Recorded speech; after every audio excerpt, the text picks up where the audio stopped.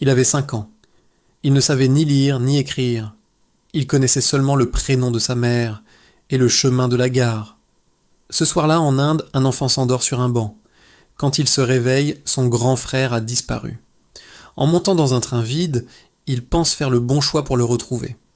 Il ne imagine pas que ce train va l'éloigner de sa famille pour les 25 prochaines années, l'entraînant dans un voyage de plusieurs milliers de kilomètres à travers un pays immense et indifférent. Cette histoire, mon frère, c'est celle d'une mémoire d'enfant qui refuse de s'effacer. C'est le récit d'une quête impossible, menée contre le temps, la distance et l'oubli. C'est l'histoire vraie de Saru, un petit garçon qui, une nuit, a perdu son chemin, mais qui n'a jamais perdu l'espoir de le retrouver. Nous sommes en 1986, à Ganeshtalai, un quartier pauvre de la ville de Khandwa, dans le centre de l'Inde. La vie y est rude.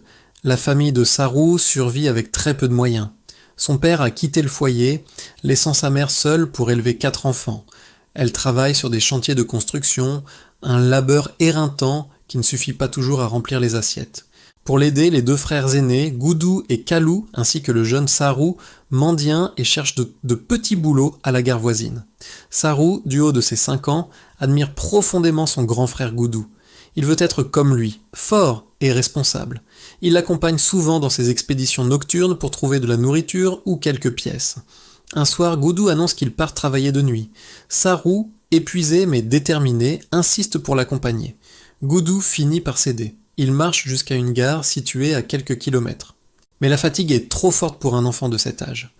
Saru s'assoupit sur un banc, sur le quai. Goudou, bienveillant, lui dit de rester là et de l'attendre. Il promet de revenir très vite. Saru s'endort, confiant. Ce moment banal, ce sommeil d'enfant sur un quai de gare va faire basculer toute sa vie dans l'inconnu. Ce sera la dernière fois qu'il verra son frère. Quand Saru se réveille, il fait nuit noire. Il est seul, le quai est désert. Goudou n'est pas là. L'inquiétude s'installe, puis la panique. Il appelle son frère, mais seul l'écho lui répond. Où est-il passé? Que doit-il faire? Dans la confusion, il aperçoit un train à l'arrêt, sur la voie d'en face. Une idée germe dans son esprit d'enfant. Goudou est peut-être à l'intérieur. Sans réfléchir, il grimpe dans un wagon vide. Les portes sont ouvertes. Il parcourt le compartiment, espérant voir le visage familier de son frère à chaque instant. Mais le wagon est désert. Épuisé par ses recherches et son angoisse, il s'effondre sur une banquette et se rendort. Quand il se réveille pour la seconde fois, le train est en mouvement. Le paysage défile à toute vitesse par la fenêtre. La panique le saisit à nouveau, plus violente cette fois. Les portes sont maintenant verrouillées. Il est piégé.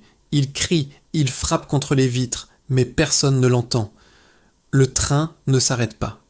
Pendant ce qui lui semble une éternité, des jours et des nuits, il traverse des paysages inconnus, sans eau ni nourriture.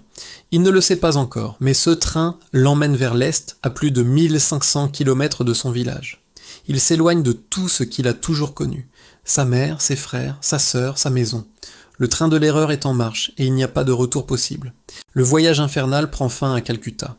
La gare d'Ovra est un monstre de béton et d'acier, un chaos indescriptible de sons, d'odeurs et de foules.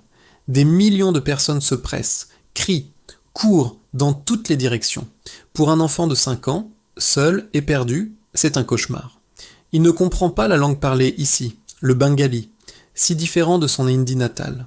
Quand il tente de demander de l'aide, personne ne le comprend. Il essaie de dire le nom de son village, mais sa prononciation d'enfant, Ganeshtalai, ne correspond à rien pour les habitants de Calcutta. Il est un fantôme au milieu de la foule. Commence alors une nouvelle vie, celle d'un enfant des rues. Il apprend à survivre.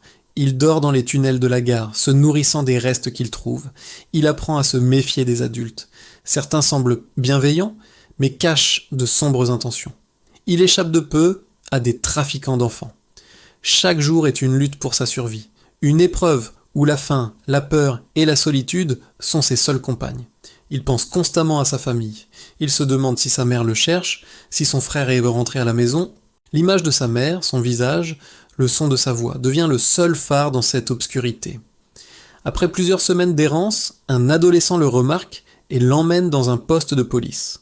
De là, il est transféré dans un orphelinat. Les autorités tentent de retrouver sa famille. Mais les informations qu'il peut donner sont trop vagues. L'Inde est un pays continent, avec des milliers de villages, un prénom, Kamla pour sa mère, un nom de village mal prononcé. C'est comme chercher une aiguille dans une botte de foin. Les recherches sont officiellement abandonnées. Pour l'administration indienne, Saru est un enfant sans passé. Dans son village, pour sa mère, il est probablement mort. La séparation est actée. Pour Saru, sa famille n'est plus qu'un souvenir fragile, une image qui commence déjà à s'estomper. C'est alors qu'une nouvelle porte s'ouvre. Une famille australienne, les Brierley, décide de l'adopter. Saru quitte l'Inde pour la Tasmanie, un monde radicalement différent. Il découvre une nouvelle langue, une nouvelle culture, une nouvelle maison. Il est entouré d'amour, de sécurité. Il grandit, va à l'école, se fait des amis. Il mène une vie normale, celle d'un jeune Australien. Mais sous la surface, le passé n'est jamais très loin. Un manque persiste, une blessure qui ne se referme pas. Il ne sait pas d'où il vient. Qui est-il vraiment ? Cette identité incomplète le hante. Les souvenirs de son enfance en Inde, bien que fragmentés, reviennent sans cesse. Le visage de sa mère, les jeux avec ses frères, et surtout des images précises de son environnement. Une gare, un pont sur une rivière, un réservoir d'eau près des voies ferrées.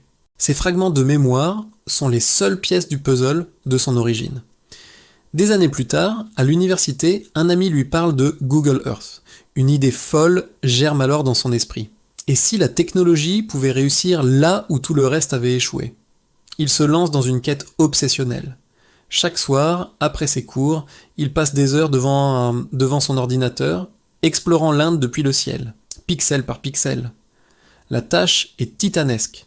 Il commence par tracer un cercle approximatif autour de Calcutta, en calculant la distance qu'un train aurait pu parcourir en une nuit. Puis, méthodiquement, il suit toutes les lignes de chemin de fer qui partent de la ville. Il zoome, dézoome, compare les images satellites avec les brimes de ses souvenirs d'enfant. Les années passent, le doute s'installe parfois. Est-ce une quête vaine ? Ses souvenirs sont-ils fiables ? Mais il persévère, guidé par une intuition, une conviction profonde. Et puis un soir, après 5 ans de recherches acharnées, un détail lui saute aux yeux. Une petite ville, Khandwa. Il suit la ligne de chemin de fer qui la traverse. Et là, il le voit. Le réservoir d'eau, exactement comme dans son souvenir. Un peu plus loin, le pont où il jouait avec ses frères. Il continue de suivre les rails virtuels et arrive à une autre gare. Il zoome. Tout est là. La fontaine, le passage souterrain, c'est là. Il a trouvé. Il a retrouvé le chemin de la maison. L'émotion est immense. Un mélange de choc, de joie et d'incrédulité. Après un quart de siècle, le petit garçon perdu a retrouvé son point de départ. Saru ne perd pas de temps. Il contacte sa mère adoptive, lui explique sa découverte. Elle le soutient sans hésiter. Il achète un billet d'avion pour l'Inde. Il retourne à Khandwa, ce lieu qu'il n'a revu que sur un écran d'ordinateur. Le cœur battant, il marche dans les rues de son enfance, reconnaissant des lieux, des odeurs. Il montre une photo de lui enfant aux habitants. Finalement, quelqu'un le guide vers une petite maison, dans un quartier modeste. Une femme âgée sort. Elle le regarde. Le temps semble se suspendre. 25 années de séparation, d'attente, de chagrin se lisent sur son visage. Elle n'a pas besoin de preuves, pas besoin de test ADN. Elle sait, elle murmure son nom, c'est son fils. Les larmes coulent. Il se serre un dans les bras, une étreinte qui efface un quart de siècle d'absence. Les retrouvailles sont à la fois joyeuses et douloureuses. Saru apprend que son frère Goudou est mort cette nuit-là, heurté par un train, quelques heures seulement après l'avoir laissé sur le quai. Sa mère ne l'a jamais su, elle a perdu 2 fils en une seule nuit. Elle ne l'a jamais oublié, consultant des voyants, priant pour son retour, refusant de quitter le village dans l'espoir qu'il retrouverait un jour son chemin. Pour elle, comme pour lui, l'espoir n'est jamais mort. Cette histoire vraie, popularisée par le livre A Long Way Home et le film Lion, n'est pas seulement une histoire de retrouvailles extraordinaires. C'est une puissante méditation sur la mémoire, celle d'un enfant capable de conserver des images clés pendant des décennies. C'est une histoire sur le hasard, sur ce train pris par erreur qui a changé un destin. C'est aussi une ode à la technologie moderne qui, mise au service de l'intuition humaine, peut accomplir des miracles. Mais par-dessus tout, c'est une histoire sur la force indestructible de l'amour familial. Un amour qui résiste au temps, à la distance et même à la certitude de la perte. Un enfant perdu n'a jamais cessé d'être attendu. Une mère n'a jamais cessé d'espérer. L'histoire de Saru nous rappelle que, parfois, même après 25 ans, Même après avoir traversé le monde, le chemin du retour existe encore. Merci d'avoir suivi cette histoire incroyable. N'oubliez pas de vous abonner pour ne pas manquer nos prochaines vidéos.